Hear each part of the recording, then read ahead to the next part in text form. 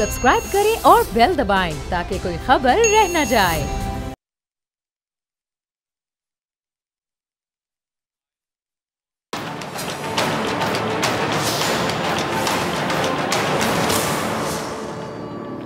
अस्सलामुअलैकुम नाजरीन, मैं हूं डॉक्टर फ़िज़ा अकबर खान और मैं हूं पाकिस्तान और आप देख रहे हैं पाकिस्तान के सबसे बड़े न्यूज़ चैनल का नंबर 1 प्रोग्राम ऐसे नहीं चलेगा। प्रोग्राम का आगाज़ शेख सादी की एक हिकायत से करती हूँ। एक झूठा मकार शख्स पारसाओं का हुलिया बनाकर बादशाह के दरबार में गया और कहा कि मैं इमाम अली अलैहिस्सलाम की नस्ल से हूँ और हज के सफ़र से वापस आ रहा हूँ। ये कहकर उस शख्स ने बादशाह की शान में एक बहुत ही अच्छा कसीदा पढ़ा। अच्छा, बादशाह ने जब कसीदा सुना तो बादशाह कसीदा सुनकर बहुत खुश हुआ और उस शख्स को आला नस्ब और हाजी भी मान लिया, बहुत सारा इनाम भी दिया। लेकिन खुदा का करना ये हुआ कि उस मकार शख्स से रुखसत होने से पहले ही एक दरबारी उस महल में दाखिल हुआ और उस शख्स को पहचान गया। अब उस दरबारी ने बादशाह से कहा कि ये शख्स हरगिज़ हाजी नहीं है, इसकी बात का एतबार ना किया जाए। इसे तो हज के दिन मैंने बाजार में देखा था और इस शख्स के बारे में मालूम हुआ कि ये आला नस्ब दूर, ये तो सिरे से मुसलमान ही नहीं है बल्कि रोम के एक शहर का रहने वाला ईसाई है। और उसने जो कसीदा पढ़ा वो मशहूर शायर अनवरी का लिखा हुआ है। अच्छा, बादशाह ने जब ये सुना, बादशाह जानकर उस शख्स पर बहुत गुस्सा हुआ, गज़बनाक हो गया। इतना गज़बनाक हो गया कि हुक्म दिया कि उसको दिए गए इनामात फ़ौरन वापस ले लिए जाएँ, छीन लिए जाएं और जलील करके उसको शहर से निकाल दिया जाए। अच्छा, इससे पहले कि बादशाह के दरबारी उसको रुसवा करके बादशाह के हुक्म को मानते हुए उससे महल से बाहर करते, वो झूठा शख्स बादशाह से मुखातिब हुआ। अब ज़रा गौर से सुनिएगा नाज़रीन। वो झूठा शख्स बादशाह से मुखातिब हुआ और उसने कहा कि बादशाह सलामत, मैं अपनी गलती का एतराफ़ करता हूँ, मैंने झूठ बोला, बल्कि झूठ पर झूठ बोला, लेकिन अब मैं आपकी खिदमत में एक ऐसा सच बयान करना चाहता हूँ जिससे बढ़कर कोई सच्ची बात नहीं होगी। बादशाह ने उसकी बात सुनने पर रजामंदी का इजहार कर दिया। वो बोला कि सच्ची बात यह है कि झूठ से खाली कोई है ही नहीं, बल्कि जो जितना ज़्यादा तजर्बाकार होता है उतना ही बड़ा झूठ बोलता है। मेरे बोले गए झूठ पर आप किस लिए गुस्सा हैं, जबकि यहाँ तो माल तक में मिलावट की जाती है। अगर कोई दही भी लाए तो उस दही के अंदर 2 हिस्से पानी ज़रूर मिलेगा। सच यही है कि झूठ की यही है बड़ी बात, बड़े देते हैं इसमें छोटों को मात। बादशाह सुनकर मुस्कुराया और कहा कि बेशक ये बात ठीक है और तूने अपनी ज़िंदगी में शायद इससे ज़्यादा सच्ची कोई और बात नहीं की होगी। अच्छा, शेख सादी की ये हिकायत एक बिगड़े हुए माशरे की हालत का अक्स है कि जब लोग इखलाकी ज़वाल का शिकार होते हैं तो फिर वो बड़े से बड़ा झूठ बोलते हुए भी खौफ नहीं खाते, बल्कि वो जो शख्स जितना ज़्यादा अक्लमंद और बाइख्तियार होता है वो उतना ही बड़ा झूठ बोलता है। इस हिकायत पर गौर करें तो मालूम होगा कि ख़ुद बादशाह की ज़ात भी गलत बयानी से पाक नहीं थी, इसीलिए वो बड़ों के बड़े झूठ बोलने की बात सुनकर हंस दिया और झूठे मकार शख्स से लिए गए इनाम भी उसको वापस करने का हुक्म दे दिया। अच्छा नाज़रीन, एक बिगड़े हुए माशरे की सबसे बड़ी खुसूसियत यही है कि उसमें हर शख्स अपनी इस्तात के मुताबिक झूठ बोलता है। जो शख्स जितना बड़ा होता है वो उतना ही बड़ा झूठ बोलता है। जो शख्स जितना पढ़ा लिखा, आलिम, फाजिल होता है वो शख्स उतने ही बड़े पैमाने पर, अफसोस के साथ कहूँगी, कि झूठ फैलाता है। एक बिगड़े हुए माशरे में सबसे ज़्यादा मुश्किल काम होता है सच तलाश करना। सच तलाश करना, सच क्या है, सच है क्या? इस बात का एहसास मुझे उस वक्त हुआ जब मैं मुस्लिम लीग नून के मुअज़्ज़िज़ रहनुमाओं की प्रेस कॉन्फ्रेंस देख रही थी। शाहिद खाकान अब्बासी साहब, ख्वाजा साद रफ़ीक साहब, एहसन इकबाल साहब और ख्वाजा आसिफ साहब, ये तमाम मुअज़्ज़िज़ अवामी रहनुमा एक साथ मौजूद थे और ख्वाजा साद रफ़ीक की ज़मानत पर सुप्रीम कोर्ट के फ़ैसले को जमहूरियत के लिए इंतहाई खुश आइंद करार दे रहे थे। सुप्रीम कोर्ट के मुअज़्ज़िज़ जज साहिबान की तारीफ़ भी कर रहे थे। सुप्रीम कोर्ट के फ़ैसले को तारीख़ी और इंसाफ की आला तरीन मिसाल भी करार दे रहे थे और बिल्कुल सही कर रहे थे।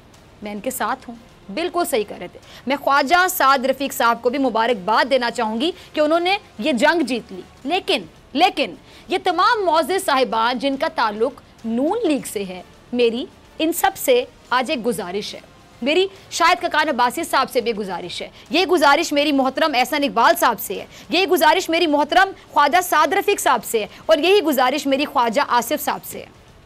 सच तलाश करने में, सच को तलाश करने में कीजिए, इसलिए कि इस माशरे में सच नायाब हो चुका है। इस माशरे में सच का वजूद दिखाई नहीं दे रहा, वजूद ही दिखाई नहीं दे रहा सच का, कि सच मिलेगा कहाँ पे। इस माशरे में सच्चाई का जो अंसर है वो ख़त्म होता जा रहा है। आप सबसे मेरी ये गुजारिश है कि बराए मेहरबानी मुझे ये बता दीजिए कि सच आखिर है क्या। सच वो है जो एहसन इकबाल साहब आज बोल रहे थे, या फिर सच वो है जो एहसन इकबाल साहब माजी में बोलते रहे? जरा क्लिप चलाइएगा Raza. And look, the Chief Justice can sit on the bench. आसन इकबाल ने सिफारिश के ऊपर किसी वाइस चांसलर को लगा लिया। Mister chief justice, have a heart. आपकी तौहीन होती है तो हमारी भी तौहीन होती है। यू हैव नो राइट कि आप लोगों को इस तरह नेम कॉलिंग करें। You must issue me chargesheet. If you have evidence, produce it before me. लेकिन enough is enough. Supreme court के फैसले ने उस मौक़िफ़ की तायीद कर दी है जो पाकिस्तान मुस्लिम लीग नून पिछले 2 साल से दोहरा रही है कि नैब के ज़रिए इस मुल्क में पॉलिटिकल इंजीनियरिंग की कोशिश की जा रही है। नैब के ज़रिए इस मुल्क में सियासी हकीकतें बदलने की कोशिश की जा रही है। ख्वाजा सलमान रफ़ीक और ख्वाजा साद रफ़ीक को 16 महीने बेजा जेल में रखा गया, और मैं ये सवाल करना चाहता हूँ कि इस फैसले के बाद इनके 16 महीने इन्हें कौन लुटाएगा? अच्छा, पनामा केस का फैसला नाज़रीन अब ज़रा गौर से सुनिएगा। पनामा केस का फैसला इसी मौजिज़ अदालत ने दिया था, आपको याद है ना? पनामा केस में नवाज शरीफ को जिन जज साहिबान ने नाअहल किया था वो पाकिस्तान की सबसे बड़ी अदालत के जज थे। पनामा केस में जिस अदालत ने नवाज शरीफ को मुजरिम करार दिया था उस अदालत का नाम था सुप्रीम कोर्ट ऑफ पाकिस्तान, और उसी अदालत के फैसलों पर आप फरमा रहे थे कि ये फैसला गैर जमहूरी है, ये फैसला क्या कहते थे, गैर आईनी है, इस फैसले से अवाम की दिल आज़ारी हुई है, बहुत दिल आज़ारी हुई है, ये फैसला तो अवामी अदालत कबूल नहीं करे। बल्कि आप लोग तो यहाँ तक कह रहे थे कि नवाज शरीफ को कोई फैसला अहल या नाअहल कर ही नहीं सकता, कोई फैसला नवाज शरीफ को अहल या नाअहल नहीं कर सकता। नवाज शरीफ अवाम के वोटों से मुंतखब हुए, उसको मुल्क की कोई अदालत नाअहल करने का हक ही नहीं रखती। ये आप लोगों के अल्फाज हैं। एक ही अदालत जो मुल्क की सबसे बड़ी अदालत है, उसी ने एक फैसला किया पनामा केस का, और उसी ने फैसला किया ख्वाजा साद रफ़ीक के केस का। उसी अदालत ने एक फैसले पर, आप उस अदालत के एक फैसले पर अदालत और जज साहिबान पर चढ़ाई कर दें, और उसी अदालत के एक और फैसले पर आप अदालत और जज साहिबान के सदके वारी जाएं, कुर्बान जाएं। तो फिर बताइए सच क्या है? सच क्या है? वो जो पहले था या जो अब है? आप लोग ही बोलते हैं, कभी कुछ बोलते हैं, कभी कुछ बोलते हैं। तो सच आपने पहले बोला था या जो अब बोल रहे हैं वो सच है? और अगर फिर एक चीज़ सच है तो दूसरी चीज़ झूठ है, या अब आप बताते झूठ क्या है? फिर अदालत उस वक्त ठीक थी, या फिर अदालत हम कह सकते हैं कि आज ठीक है आप लोगों के मुताबिक, या अदालत, या मैं इसको ज़रा और सिंपल करके बयान कर देती हूँ, अदालत या सिर्फ उस वक्त तक ठीक है जब तक वो फैसला आपकी मर्जी के, आपकी मंशा के मुताबिक देगी। आपकी मर्जी के मुताबिक जब देगी तब मेरे ख्याल से अदालत आप लोगों के मुताबिक बिल्कुल ठीक है, परफेक्ट, आइडियल है। सुप्रीम कोर्ट ऑफ पाकिस्तान उस वक्त आईनी और जमहूरी है जब उसका कोई फैसला आपके मौक़िफ़ से मिलता जुलता हो, या फिर उसका कोई फैसला मुस्लिम लीग नून को रिलीफ दे दे। लेकिन यही सुप्रीम कोर्ट ऑफ पाकिस्तान जब आपके मुखालिफ फैसला दे तो इसको आप अदालत मानने से इनकार कर देते हैं। ख्वाजा साद रफ़ीक साहब की ज़मानत हो गई, उन्हें बहुत मुबारक हो। किसी भी बेगुनाह के साथ नाइंसाफ़ी जमहूरी रियासत में जमहूरियत की तज़लील समझी जाएगी, कानून पर सवालिया निशान भी होगा। लेकिन आप बराहे मेहरबानी, बराहे करम अपनी पोजीशन तो वाज़े कर दें। इसी सुप्रीम कोर्ट के जजेस को आपके ताहयात कायद और पूरी मुस्लिम लीग नून गालियाँ देती रही, धमकियाँ देती रही, कहते ने तड़ियाँ लांदे रहे तुसी। और मरियम नवाज इसी सुप्रीम कोर्ट पाकिस्तान के 5 जज साहिबान के खिलाफ अपने हर जलसे, हर रैली, हर जुलूस में जहर उगलती रही, इल्ज़ामात की बुछाड़ करती रहीं, तड़ियाँ लगाती रहीं। आज यही सुप्रीम कोर्ट ऑफ पाकिस्तान हलाल हो गई, जमहूरी हो गई और आईनी हो गई। हम तो पहले दिन से अदालत उज़्मा के साथ हैं, लेकिन आप बराए मेहरबानी दोबारा अपने अल्फाज दोहराऊंगी, अपनी पोजीशन वाजे कीजिए, लोग कंफ्यूज हो रहे हैं आपकी बातें सुन के। आप ये तो बताइए, वाजे कीजिए कि आखिर आपके मुताबिक सच है क्या। ख्वाजा साहब को जरा क्लिप सुनाइएगा। तो आपने दिया था, किसने निकाला उसको? तो कोई इख्तियार है निकालने का? कोई इख्तियार है निकालने का? एक दौर वो था जब काबे में बुत पड़े हुए थे, आज अदालत जो सबसे बड़ी ऊंची अदारा है, वहाँ भी पीसीओ के बुत पड़े हुए हैं। फैसले आने से पहले गालियां दे दें तो उनका फैसला फिर क्या होगा। ये जो हमारा निज़ाम अदल है, ये आप लोगों का मकरूज है। एक तारीख साज फैसला जो है अदालत उस्मा ने दिया है और इंसाफ का बोलबाला हुआ है। इंसाफ की किताबों में और जो साइल हैं अदालतों में जाने वाले इंसाफ के तलबगार, वो इस फैसले का हवाला देंगे। ये एक संगे मील है। मैं अदलिया को सलाम पेश करता हूँ। अब आप ही बताइए कि किस पर यकीन करूँ मैं। देखने वाले नाजरीन आपकी दोनों बातें सुन ले, किस बात पर यकीन करें, आप ही बता दें। कभी आप लोग अदलिया को सलाम पेश करते नहीं थकते, कभी आप ही लोग अदालतों पर हमला करते हैं, कभी आप ही लोग कहते हैं कि अदालत में इंसाफ का बोल बाला होता है, और कभी आप ही लोगों के मुंह से अल्फाज निकलते हैं कि अदालत से इंसाफ मिल ही नहीं सकता। कभी आप ही लोग अदालत के मुहाफिज बन जाते हैं और कभी आप ही लोग अदालतों पर अफसोस के साथ कहूँगी लान तान करते दिखाई देते हैं। कभी आप ही लोगों के मुंह से अदालतों के लिए फूल झड़ रहे होते हैं, बाकायदा फूल झड़ रहे होते हैं, और कभी आप ही लोगों के मुंह से अदालतों के लिए बाकायदा अंगारे निकल रहे होते हैं। आप लोग जितने मौजिज़ हैं या जितने बड़े हैं, बड़े सियासतदान हैं, आप लोग इतने बड़े, इतने मौजिज़, जितने ज़्यादा आप लोग तजुर्बाकार हैं, इतनी महारत और सलाहियत आप लोगों में अपने बयान बदलने की है, क्योंकि ये सियासी तरबियत आप लोगों को आपके कायद की जानिब से विरासत में मिली है। आपके ताहयात कायद पार्लिमान में कहते हैं, हुजूर ये हैं वो ज़राए जिनसे लंदन के फ्लैट्स और जायदादें खरीदी गई, और अदालत उज़्मा में आपके वही ताहयात कायद अपने पार्लिमान में दिए गए बयान पर फरमाते हैं कि हुजूर वो बयान तो सियासी था। ख्वाजा साद रफ़ीक को ज़मानत मिली। मैं अपने अल्फाज दोहराऊंगी, मुझे दिली खुशी है, आप लोग जश्न मना रहे हैं, हम भी आपकी खुशियों में शरीक हैं, अदालतों को सलामियाँ दे रहे हैं।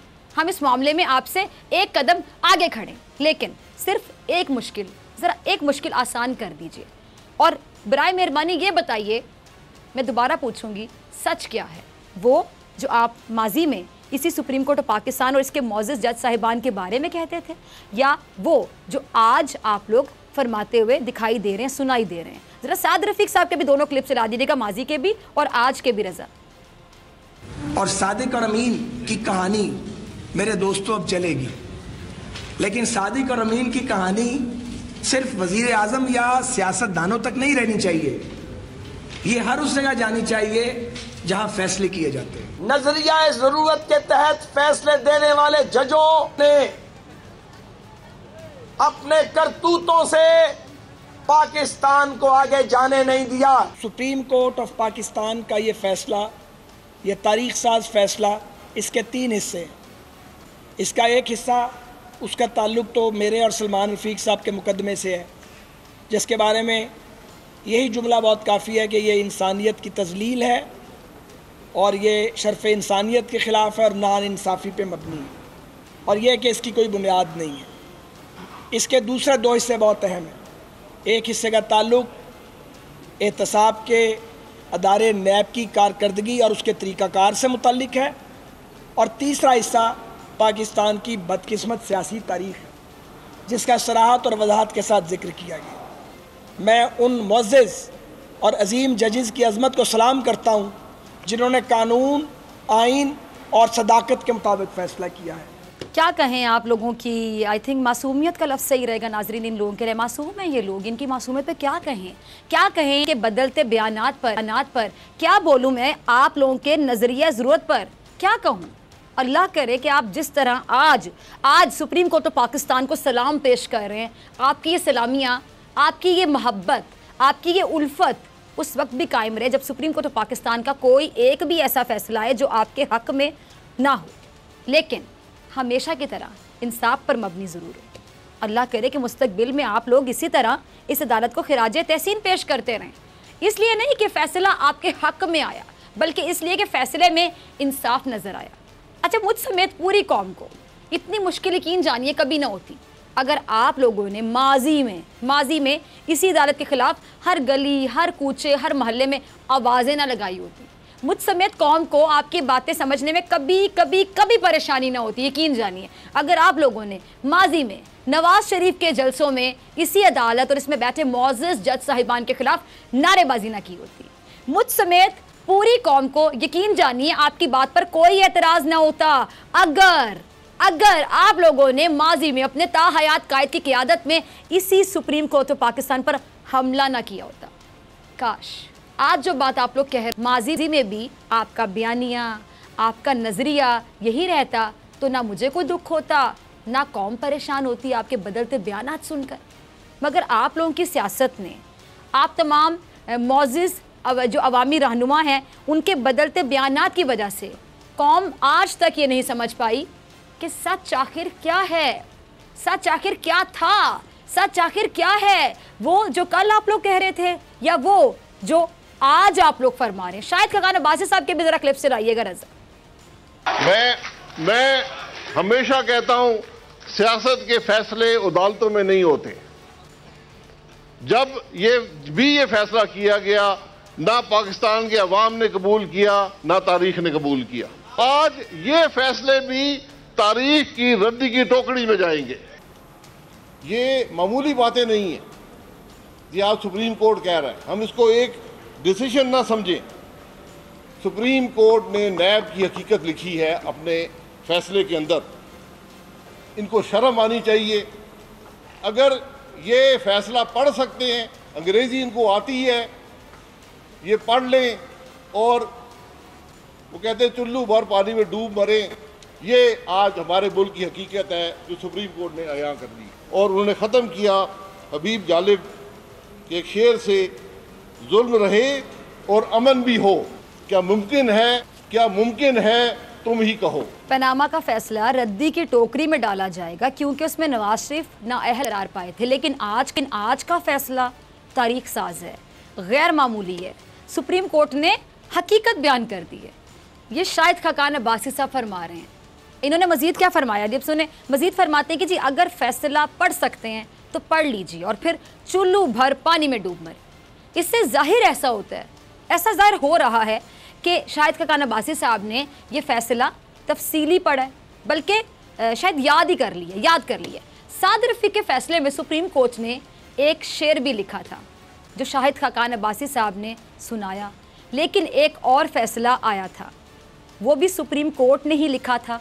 वो फैसला था उस दरख्वास्त का जो पनामा केस के फैसले के बाद नवाज शरीफ साहब की जानिब से नजर सानी के लिए दायर की गई थी।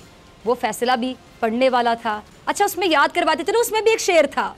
सुप्रीम कोर्ट पनामा केस में नवाज शरीफ साहब की नजर सानी की दरख्वास्तों को मुस्तरद किए जाने के फैसले में क्या लिखती है जी, तू इधर उधर की ना बात कर, ये बता के काफिला क्यों लुटा, मुझे रहजनों से गिला नहीं, तेरी रहबरी का सवाल है। सुप्रीम कोर्ट ने मजीद लिखा कि अदालत को पनामा केस की समाअत के दौरान अफसोस और मायूसी हुई जब नवाज शरीफ ने अदालत के सवालात के दयानतदाराना जवाबात ना दिए।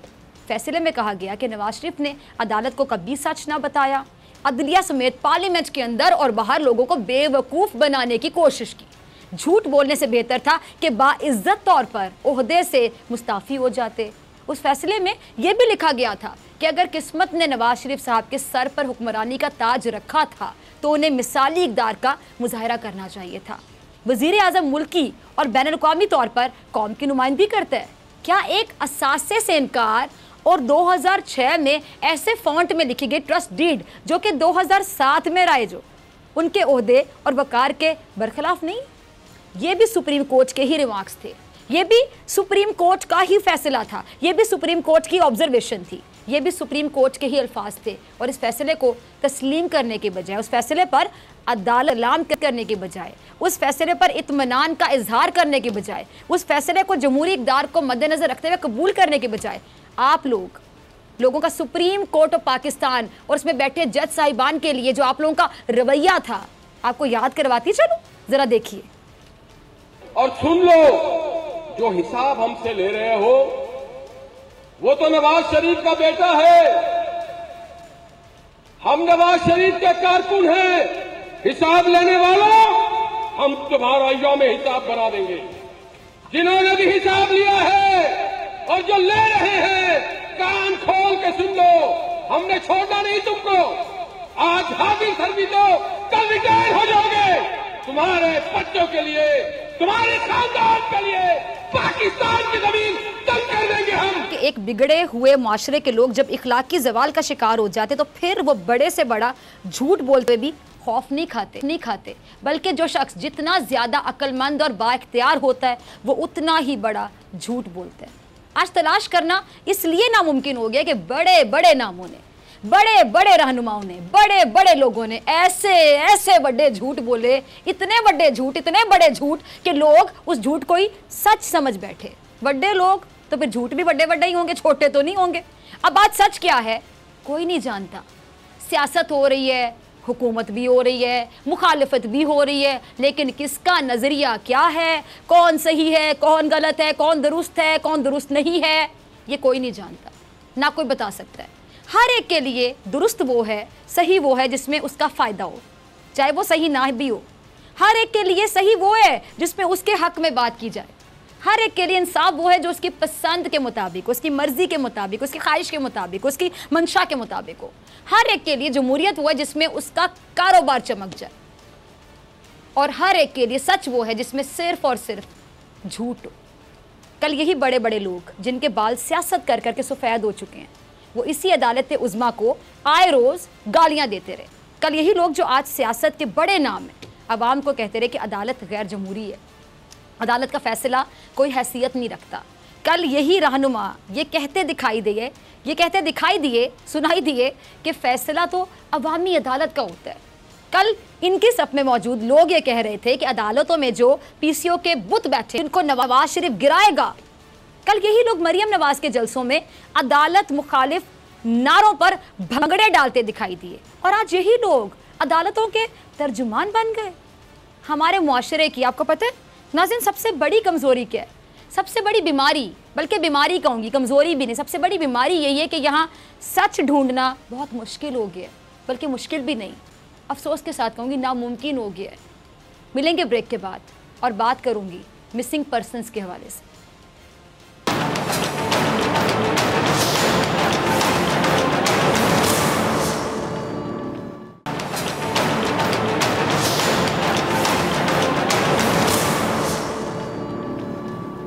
वेलकम बैक नाजरीन, आप देख रहे हैं ऐसे नहीं चलेगा, मैं हूं आपके साथ डॉक्टर फ़िज़ा अकबर खान। नाज़रीन, कुछ लोग लापता अफराद के नाम पर बहुत शोर मचाते आ रहे हैं और रियासती इदारों पर ये इल्ज़ामात लगाते आ रहे हैं कि बलूचिस्तान से हज़ारों अफराद को लापता किया जाता है, या कहते हैं कि जी बिला जवाज़ उठा लिया जाता है।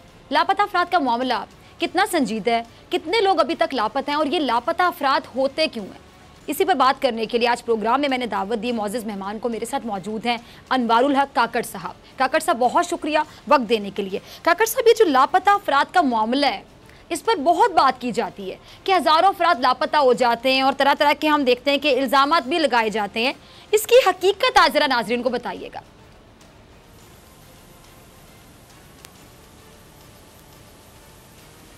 बहुत शुक्रिया डॉक्टर साहब।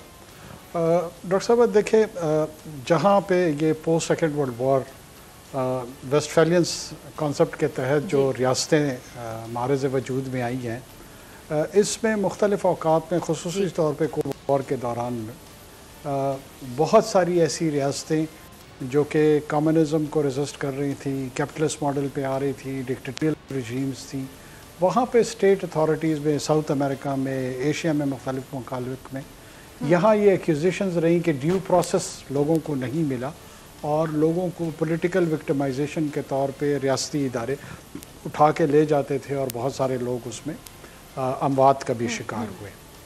ये पैटर्न जब पैटर्न के तौर पे सामने आता है, ज़ाहिर है इस पर बैन अक़वामी तनकीद भी आती है, कौमी जो सियासी पार्टियाँ होती हैं नस्ल सतह की, उनकी जानिब से भी तनकीद आती हैं ह्यूमन राइट्स की वायलेशन के कॉन्टेक्स्ट में।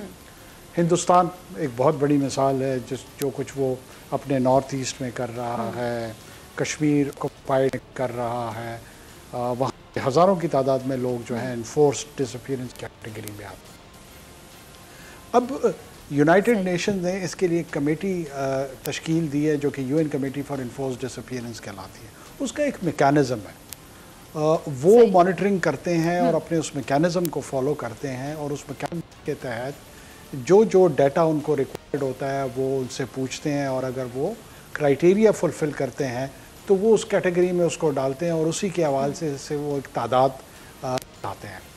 ये पूरी रीजन को मॉनिटर करते हैं, श्रीलंका, अफ़गानिस्तान, हिंदुस्तान, पाकिस्तान, ईरान, तमाम मुल्कों में। फिर मुल्कों के अंदर इन्होंने इवन सूबों की कैटेगराइजेशन की हुई है। लास्ट इनका एक डेलीगेशन 2009 में बलूचिस्तान के हवाले से पाकिस्तान आया था पीपल्स पार्टी की हुकूमत में, और उन्होंने कोयटा विज़िट किया था। कोयटा में मुख्तलिफ ये जो सो कॉल्ड राइट एक्टिविस्ट बने फिरते हैं, ये सारे इनसे मिले थे। किसी ने कोई 22,000 नाम दिए थे, किसी ने 18,000 नाम दिए थे। अब इन्होंने सारों ने उनको नाम दिए। अब दूसरी तरफ यूएन का इदारा है, वो इनके प्रोपेगेंडा में तो दिलचस्पी नहीं रखता, वो तो एक्चुअल अपना मैकेनिज्म फॉलो करते हैं, जो उनका तरीक़ाकार है, जो एक प्रोसीजर है। उस प्रोसीजर के तहत जब वो इनसे डेटा मांगते थे कि फॉर एग्ज़ाम्पल जिसका दावा आप कर रहे हैं उस शख्स की सिबलिंग्स में कौन है, पेरेंटेज में कौन है, एक्सटेंडेड फैमिली में कौन है, तो ये पहले 2 स्टेजों पे ही उस इंफॉर्मेशन को प्रोवाइड करने में नाकाम होते, तो लिहाजा वो फिर तस्लीम नहीं करते। ये नहीं हो सकता कि आप उनको 23,000 नाम दे दें और वो भी तस्लीम करें कि हाँ 23,000 अफराद लापता है। अब ये करते क्यों हैं? ये इसलिए करते हैं कि मैं तो कह रहा हूँ आपके प्रोग्राम पे, इस ओपन फोरम पे, एक आदमी भी अगर इन्फोर्स्ड डिसअपीयर्ड है तो वो अनकॉन्स्टिट्यूशनल है, इलीगल है, कोई इसका जवाब नहीं है। लेकिन अगर ये तादाद लेट से 5, 10, 50, 100 हो तो ये पैटर्न के तौर पे सामने नहीं आता, और जब पैटर्न के तौर पे सामने नहीं आता तो बैनुल अक़वामी इदारे उसमें दिलचस्पी नहीं लेते। वो उसको ये समझते हैं कि ये एक डोमेस्टिक या पैरोकियल इशू है, लोकल इशू है, और नेशनल अथॉरिटीज़ को उसको एड्रेस करना चाहिए। जो उनका डोमेस्टिक लॉज हैं वो उसको मैनेज करें, इसमें बहुत ज़्यादा दिलचस्पी नहीं होती। लेकिन अगर ये तादाद खुदा खासा किसी भी मुल्क में हज़ारों में आती है तो फिर रडार्स जो इंटरनेशनल ऑर्गेनाइजेशंस हैं उनके खड़े हो जाते हैं। तो ये उनकी अटेंशन सीकिंग के लिए ये जो सो कॉल्ड ग्रुप्स बने हुए हैं, ये इतनी बड़ी बड़ी तादाद का बयान भी करते हैं और उसका तज़किरा भी करते हैं। मकसद उनका प्रोपेगेंडा होता है। अच्छा सॉरी, मैं आपकी बात काट रही हूँ, मैं सुनना चाह रही थी आपकी पूरी बात, इसलिए मैं आपको इंटरप्ट नहीं कर रही थी। अच्छा काकड़ साहब, ये जो लापता अफराद की फहरिस्त देते हैं, वो फहरिस्त की जरा हकीकत बताएं, वो कहाँ से आती है, क्या वो फहरिस्त क्या होती है, कौन बनाता है वो फहरिस्त, क्या सही होती है, गलत होती है, जरा प्लीज समझाइए नाज़रीन को। मैं फिर आपके सामने ये गुजारिश कर रहा हूँ कि जब चाहे वो प्रोविंशियल गवर्नमेंट हो, वहाँ पे होम डिपार्टमेंट में एक मैकेनिज़्म मौजूद है, फेडरल इंटीरियर मिनिस्ट्री में मौजूद है, इसी तरह बैनुल अक़वामी जो इदारे हैं उनके यहाँ एक मैकेनिज़्म है। अभी अगर कोई ये दावा आपके हवाले से करे कि डॉक्टर साहिबा जो है वो मिसिंग है या इन्फोर्स्ड डिसअपीयर है, तो उनसे पूछा जाएगा कि जनाब इनके वालिदैन का नाम बताएं, इनके बहन भाई कितने हैं, उनका शनाख्ती कार्ड क्या है, इनके चाचाजाद, मामूजाद, खालाजाद, तायाजाद कौन है, एक्सटेंडेड फैमिली कौन है, ताकि पूरा स्टैब्लिश हो सके कि वाक़ियतन एक ये फ़र्द मौजूद है और वो अब माशरे से गायब हो चुका है। जब इनसे पूछा जाता है, कहते नहीं नाम अनवार है, बस इससे आगे हमें नहीं पता। अच्छा क्यों नहीं पता? कहते हैं जी वो बहुत सारे लोगों के शनाख्ती कार्ड नहीं बने। अब बलूचिस्तान में किसका शनाख्ती कार्ड नहीं बना, क्यों नहीं बना? जब आप उनके बहन भाइयों को पूछते हैं वो डेटा नहीं देते हैं आपको, दूसरे जो रिक्वायर्ड एक प्रोसीजर है वो फुलफिल नहीं करते हैं। आपको कहते हैं कि जिस सियासी पार्टी ने एक नामों की तश्कील कर दी है, लेट से 5,000, 8,000, 20,000, बस आप उन्हें तस्लीम कर लें कि ये मिसिंग है।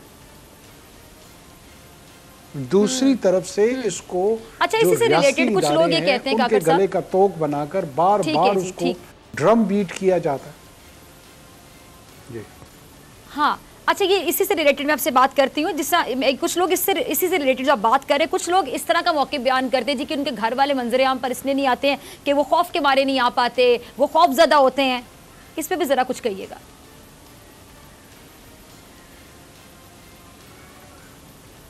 देखिए, ये आर्गूमेंट मुझे इसलिए समझ में नहीं आता, डाइजेस्ट नहीं होता।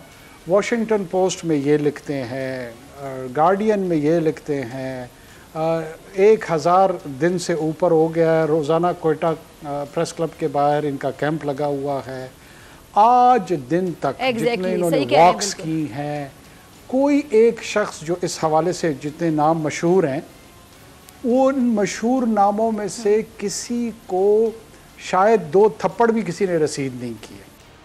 तो ये खौफ कहाँ से पैदा हुआ? ये जितने लोग सो कॉल्ड एक्टिविस्ट बने हुए हैं, वो सारे के सारे पिछली 1 दिहाई में ये कार्रवाई कौमी सतह पे भी और बैन अवी सतह पे भी करते आ रहे हैं, और उनमें से किसी को फिजिकल हरासमेंट नहीं हुई। तो ये खौफ कैसे पैदा होता है मुझे नहीं समझ आती। हाँ, अगर यह होता, अच्छा ये वाकई आपने बड़ी अच्छी बात की, खुदा न खास्ता टारगेट किलिंग में मारा गया होता, अगवा किया क्या होता जी, तो फिर तो बात समझ में आती कि जी ये खौफजदा हो गए। देखिए फलां साहब के साथ ये हुआ, फलां साहब, ठीक है, उनके साथ होता कुछ नहीं है, लेकिन खौफ का जो आर्गुमेंट है वो बार बार पेश किए जा रहे होते हैं। बिल्कुल, वो अपने आर्गुमेंट को जस्टिफाई नहीं कर सकते। ठीक है, अच्छा इसी तरह के एक और आर्गुमेंट, इस तरह की बात की जाती है जो वाकई समझ से बाला तरह की समझ नहीं आती, वो ये काकड़ साहब कि जिस तरह फॉर एग्जांपल मामा कदीर जैसे लोग हैं, वो ये इल्ज़ाम लगाते हैं कि जी फौज लोगों को लापता करती है। अब अगेन मैं आपकी तरह कहूंगी कि मेरी समझ में बात नहीं आती, क्योंकि एक भी सबूत मामा कदीर जैसे लोग पेश नहीं कर सके, सिर्फ इल्ज़ाम लगाते हैं।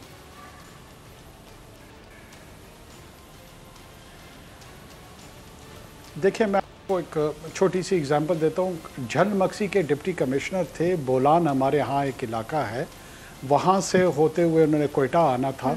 रास्ते में उनको रोका गया, एक नाका लगा हुआ था बाहर, और फ्रंटियर कोर की वर्दियाँ पहने हुए लोगों ने सर्विंग डिप्टी कमिश्नर को रोका, उसके ड्राइवर को कत्ल किया और उसको अगवा करके ले गए।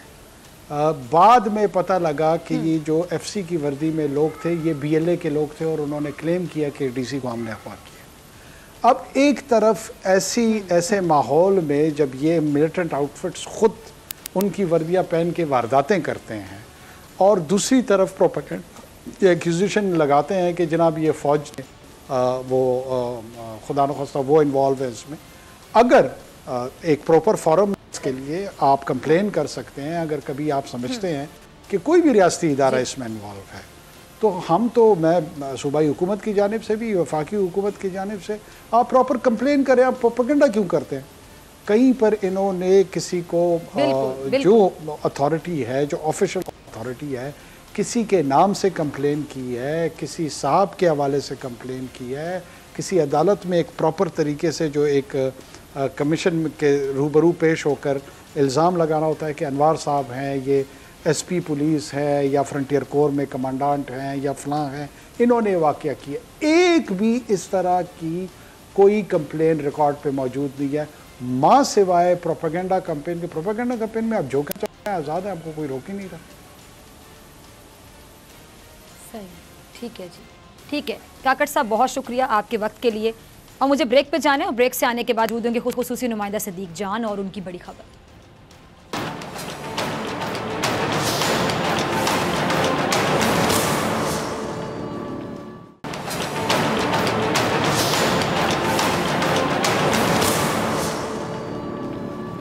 वेलकम बैक नाजरीन, आप देख रहे हैं ऐसे नहीं चलेगा। मैं हूं आपके साथ डॉक्टर फ़िज़ा अकबर खान। इस सेगमेंट में मेरे साथ मौजूद है खुसूसी नुमाइंदा सदीक जान। सुप्रीम कोर्ट में आज भी एक अहम तरीन समाअत हुई, कोरोना अज़खुद नोटिस केस। इसका मुकम्मल अहवाल सदीक आपसे जानना चाहूँगी। बताइए कि सुप्रीम कोर्ट में जो अज़खुद नोटिस केस समाअत हुई है कोरोना की, इस हवाले से आपके पास क्या अपडेट्स हैं?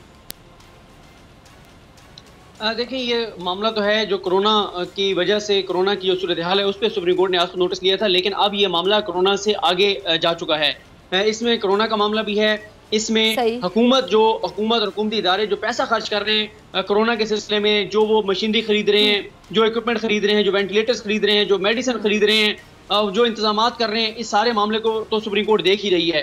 और इसमें सुप्रीम कोर्ट का मेन कंसर्न ये है कि एक एक पाई जो है वो कानून के मुताबिक खर्च होना चाहिए, इसमें शफाफियत होनी चाहिए, कोई करप्शन नहीं होनी चाहिए, लूट मार नहीं होनी चाहिए, गलत जगहों पे पैसे खर्च नहीं होने चाहिए। और सुप्रीम कोर्ट ये समझती है, chief justice Pakistan justice Gulzar Ahmed साहब, मुल्क है जो कि गरीब मुल्क है, जिसमें पहले ही लोगों के पास सेहत की सहूलियात नहीं है, या पहले ही गुर्बत है, पहले ही बेरोजगारी है, तो इस कौम के टैक्स के पैसों से जो पैसा खर्च किया जा रहा है उसमें कहीं पे भी खुर्द बुर्द ना हो, शफाफियत हो, मेरिट हो, तो दयानतदारी हो। लेकिन इससे आगे अब ये मामला जा चुका है और इसमें सुप्रीम कोर्ट ने ये भी नोटिस लिया था जब ये लोकस वाला मामला आया, उसके साथ फिर ये सिविल एविएशन और PIA वाला मामला भी सुप्रीम कोर्ट ने टेकअप कर लिया था, जो डिग्रियों वाला मामला था। आज सबसे इंपॉर्टेंट ये चीज थी कि जो DG हैं सिविल एविएशन के, उनको सुप्रीम कोर्ट ने तलब कर रखा था। आज chief justice of Pakistan justice Gulzar Ahmed साहब, उमरता बंदियाल साहब और इजाजुल एहसन साहब, उन्होंने बहुत सख्त सवाल किए DG सिविल एविएशन से। उन्होंने कहा कि आप ये बताएं कि आपका पूरा इदारा कंप्रोमाइज्ड है, आपके एयरपोर्ट पे जो रेडी लेकर घूम रहे होते हैं उससे लेके आपके आला ऑफिसर तक जो हैं वो कंप्रोमाइज्ड हैं। हालत ये है कि आपने जाली लाइसेंस दिए, जाली लाइसेंस दे के आपने एक्सपोर्ट कर दिया लोगों को, आपने एक्सपोर्ट किए जाली लाइसेंस वाले पायलट्स पूरी दुनिया में, और आज आपने पाकिस्तान की खिदमत ये की है कि पाकिस्तान के लिए सबसे बड़ी बदनामी का सबब बने हैं आप। चीफ जस्टिस ऑफ पाकिस्तान का कहना था कि हम पहले ही पाकिस्तान के बहुत सारे स्कैंडल्स जो है वो मशहूर हैं, पाकिस्तान के बारे में बाहर कहा जाता है कि ये सबसे करप्ट लोग हैं, लेकिन आपने जो नेक नामी पाकिस्तान के लिए आप जिस नेक नामी का सबब बने हैं उसकी मिसाल पाकिस्तान की तारीख में नहीं मिलती। आप जो लाइसेंस हैं वो फेक दे रहे हैं उस पायलट को। उमरता बंदियाल साहब ने कहा कि जिस पायलट के हाथ में 400 लोगों की जिंदगी होती हैं, चीफ जस्टिस पाकिस्तान का कहना था कि सिविल एविएशन में जो लोग हैं धंधे में मार डालें। लेकिन मैं साथ ऑपोजिशन के हवाले से भी सवाल जानना चाहूंगी। ऑपोजिशन ये कहती हुई दिखाई दे रही है, सुनाई दे रही है, आपने भी सुना कि वो कहते हैं कि जी हुकूमत ने मामला उठा के मुल्क की बदनामी की है। जरा ऑपोजिशन को भी कोई जवाब दीजिए अपने मखसूस अंदाज में। देखें बात यह है, आज भी ये बात बताई गई कि ये उन्हीं के दो अदवार का मामला है 2010 से लेकर 2018 तक, जब ये फेक डिग्रीज पे लोगों को भर्ती किया गया। ये हुकूमत तो ये अब ये कह रही है कि हम तो उन लोगों को निकाल रहे हैं, और जब तक हम एतराफ नहीं करेंगे इस बात का कि हाँ ये 2 नंबर लाइसेंस हैं, हाँ ये फेक डिग्रीज वाले हैं, जब तक ये एतराफ नहीं करेंगे तब तक हम लोगों को नहीं निकाल सकते। तो ये बताना जरूरी है। लेकिन आज सुप्रीम कोर्ट ऑफ पाकिस्तान ने 2 टोक बता दिया है कि ये वो मामला है जिस पे सुप्रीम कोर्ट के जजेस कोई कंप्रोमाइज नहीं करेंगे, कोई नरमी नहीं दिखाएंगे। इस मामले में जहां लोगों की जिंदगियों का मसला है, जो पाकिस्तान की क्रेडिबिलिटी का मसला है, पाकिस्तान के पूरी, उन्होंने आज इजाजुल एहसन साहब ने कहा कि हालत ये हो गई है कि इथियोपिया जैसे मुल्क ने पाकिस्तानी पायलट्स को काम करने से रोक दिया है, इससे ज्यादा आप क्या मुल्क के लिए बदनामी का सबब बनेंगे। और इस सब में बताया क्या गया कि जी जो कंप्यूटर थे सिविल एविएशन के वो हैक हो गए थे, कंप्रोमाइज थे। तो इसमें कहा गया कि अब तक आपने उन लोगों के खिलाफ क्या किया है जो इस सारे गोरख धंधे के पीछे थे, इस सारे स्कैम के पीछे थे, इस सारे 2 नंबरी और फ्रॉड के पीछे थे, उनके खिलाफ क्या किया गया है। सुप्रीम कोर्ट ने बहरहाल आज आखिरी वार्निंग दी है सिविल एविएशन को और PIA को, बाकी एयरलाइंस को, कि अब इस मामले में जो है जो काम नहीं करेगा उनको ओहदों पर नहीं रहने दिया जाएगा, उनके खिलाफ सख्त कार्रवाई की जाएगी। और अब वक्त आ गया है कि ऐसे करप्ट लोगों को जो इस तरह के लाइसेंस बांट रहे हैं और मौत के लाइसेंस दे रहे हैं लोगों को, और ये पिछली समाज में भी चीफ जस्टिस पाकिस्तान ने कहा था कि ये जहाज नहीं उड़ा रहे, ये उड़ता वो मिसाइल उड़ा रहे हैं जो कहीं भी जाकर फट जाएगा, और आपको लोगों की जिंदगियों का एहसास नहीं है। अपने चंद पैसों के लिए, टकों के लिए, रिश्वत के लिए अब लोगों की जिंदगियों को 2 पर लग रहा है। अच्छा सदीक, नून लीग के पार्लियामानी इजलास के हवाले से भी जरा अपडेट कीजिएगा। देखिए नून लीग का जो पार्लियामानी इजलास है, नून लीग के जो इस वक्त लोग आपस में मिल रहे हैं, उनका एक ही सवाल है कि हमें बताएं कि हमारी पॉलिसी क्या है, हाँ कौन पार्टी चला रहा है, हमने इधर खड़ा होना है या उधर खड़ा होना है। हम तो ना इधर के हैं ना उधर के हैं। हमें कोई समझ नहीं आ रही कि नवाज शरीफ साहब की पॉलिसी चल रही है, शहबाज शरीफ साहब की चल रही है, या मरियम सफदर साहिबा की चल रही है। आपस में ग्रुपिंग है, आपस में लड़ाई नहीं है, कोई क्लैरिटी नहीं है, कोई समझ नहीं आती कि किस रुख जाना है। कुछ पार्टी के लोग कुछ मौकफ ले रहे हैं, कुछ कहते हैं कि माइनस इमरान खान हम चाहते हैं, कुछ कहते हैं नया इलेक्शन चाहते हैं, कोई कहते हैं हम 5 साल कहते हैं कि इमरान खान पूरे करे।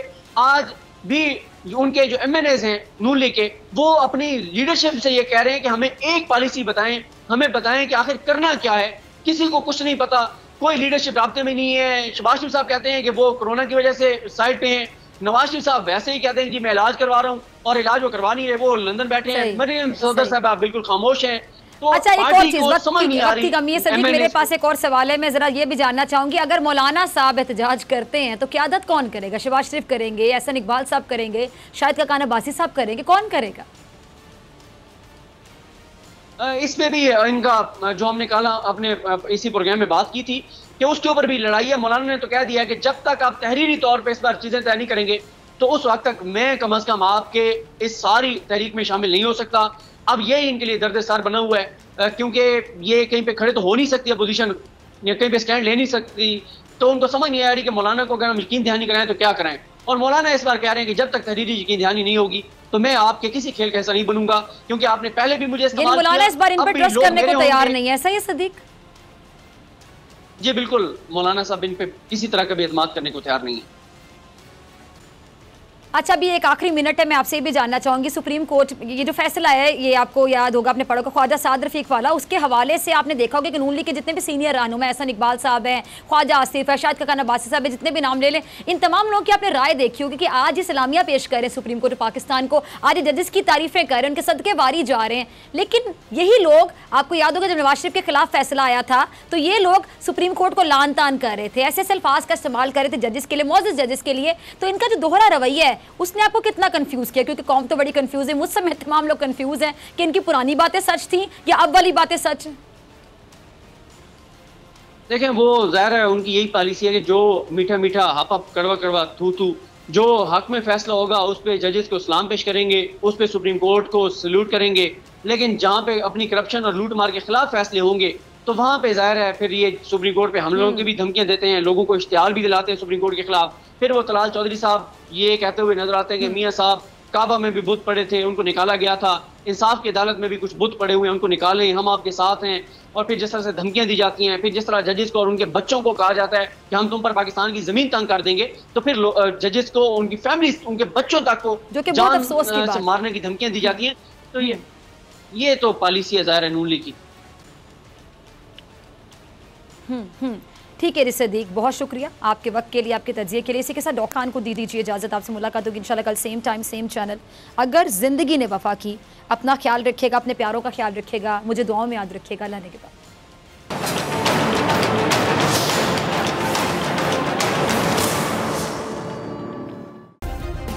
सब्सक्राइब करें और बेल दबाएं ताकि कोई खबर रह न जाए।